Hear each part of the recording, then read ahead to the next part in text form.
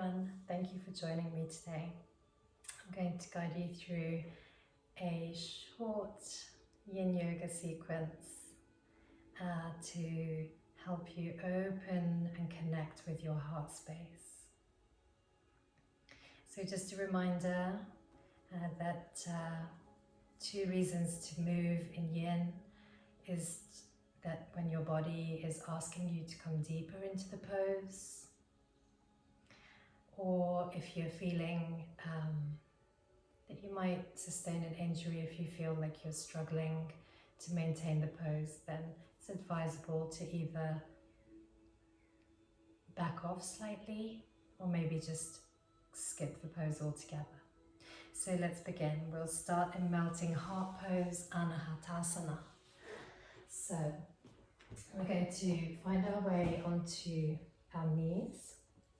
Take the knees about hip width apart, and we're just going to come and sit back onto our toes with our toes tucked in. And then from this space, just start to take your palms out in front of you. And this is really, so just come to your first edge. So maybe you're here, and maybe it helps to have a block to place your forehead. Or if you can come all the way down, placing the forehead onto the mat, go ahead and do that. Maybe some of you have more flexibility and you prefer to place your chin down. Wherever you are, just come to that space where you're feeling something. So maybe you're feeling a level of resistance, a little bit of discomfort, tightness. And I want you to really start to connect into that space. So we're so deeply conditioned to run away from things that are uncomfortable, but really this is where the true transformation happens. By facing that which we deem as bad or wrong, what we feel is dark, allowing that darkness into the light. So as we open our hearts here, really feel as though you're softening the chest in towards the ground. Melt in your heart, just staying here for a few more breaths. Notice what's arising in your body.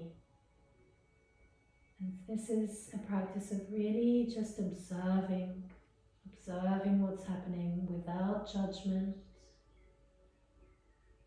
without analyzing with the mind, just simply being, simply feeling, and simply listening.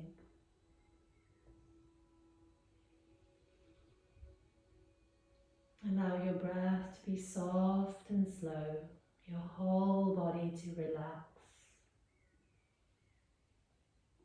Just a couple more breaths here.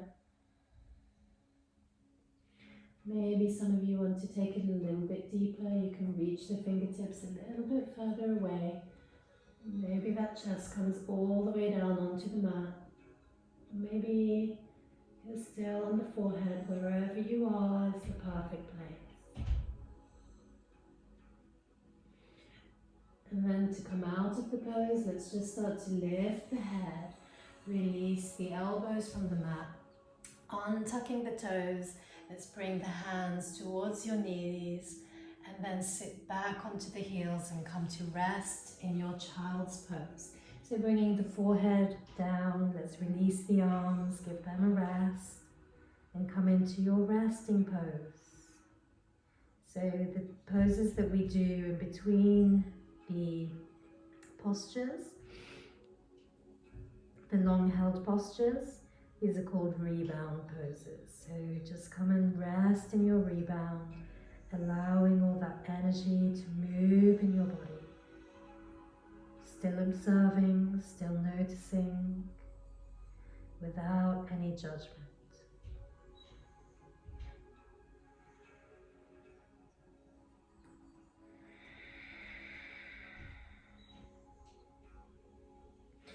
So let's come into our next pose. Slowly as you like, find your way up to a seat. And then from here we're going to come into our butterfly pose or Baddha Konasana. So release the legs out in front of you and we're going to bring the soles of the feet together. So up to you if you want to take the feet wide so it's sort of a long diamond shape, or if you prefer the stretch more in the groin area, then you can bring the soles of the feet as close as possible. Again, listening to your body, notice what you need today. Also, if you want to place blocks, if the knees are quite high and they feel like they need some support, you can place those underneath. And I would grab a block as you lean forward and come down to your first edge. So remember the edges in Yin Yoga. So as we come into the pose, you don't want to come to your maximum point. You just want to come to a space where you're feeling something, and that's enough. We surrender to the time and the gravity, and we just let those two things do its thing. Allow the time to pass and allow gravity to do the work. Your main aim here is just simply to remain still, observing the physical sensations, observing what's happening in your mind. Maybe you see some images or memories or flashbacks, whatever's going on. Remain the observer. You're not here to judge or to try and change anything. Just allow yourself to be. And as the time passes, maybe you find you can come a little bit deeper by changing the height of the block. And you're coming into your next edge, going a little bit deeper. If the pose starts to intensify, you can take a few deep breaths. Notice where you're resistant. And can you lean into that space a little bit more? Just observing the sensations, observing your emotions. Maybe you have certain emotions that are rising in this moment. Wherever you are, just simply stay with your breath. Be in this moment. Just a few more breaths. And then gently as you like, going to start to escape that pose. So remove any props you have. You can place the palms and gently find your way up to a seat. Once you're here, let's take the knees and help them together. So from here, let's just come into a resting pose, laying on your back. So just extend those legs out and lower the spine down onto your mat. Maybe you feel like you want the knees bent, so in the rebound poses, you can do whatever feels good for you. But remember, even when you come into the rebound, the effects of the pose still happening. You're still observing, you're still connecting and listening.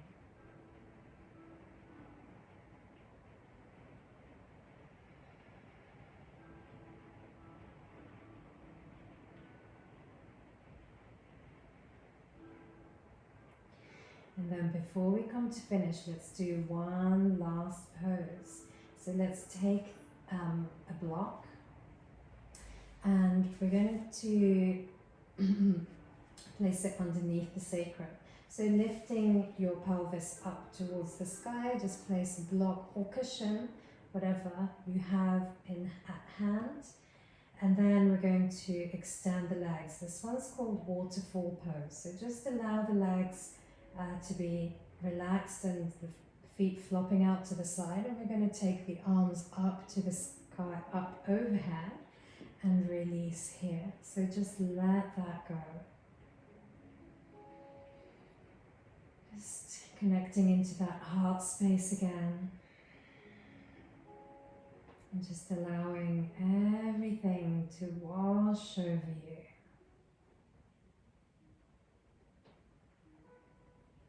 Observe the breath.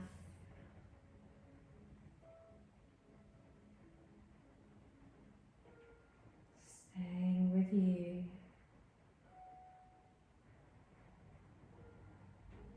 Notice the sensations underneath your skin.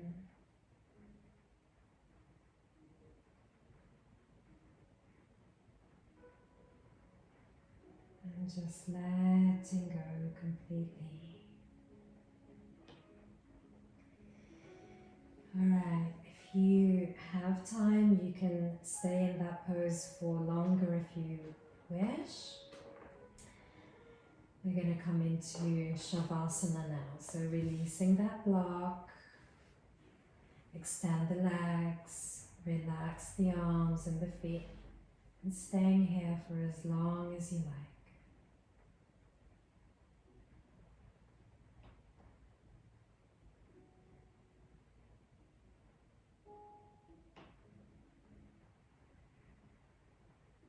And just let that go completely. You're safe and you're supported.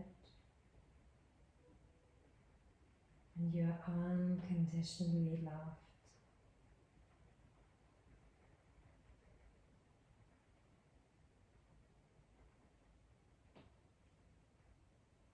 And slowly as you like, start to wiggle into the toes, into the feet, into the palms, the fingers.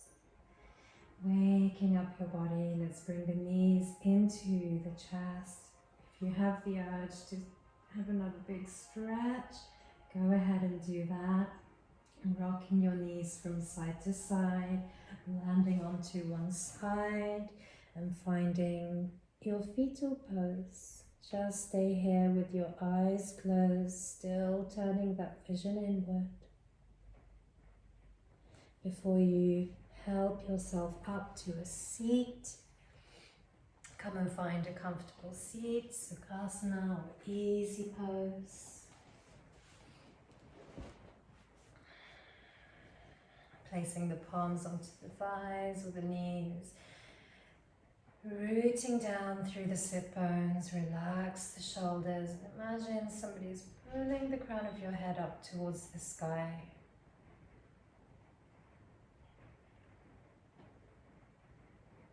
Bringing the palms together in Anjali Mudra or prayer, placing them in front of your heart center, tucking the chin slightly, and just take a moment of gratitude.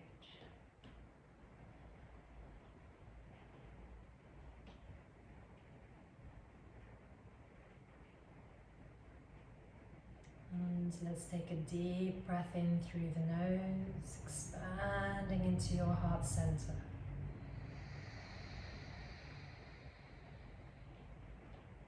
And then as you exhale, bowing to your heart, Namaste. Good. Thank you for joining me. Namaste.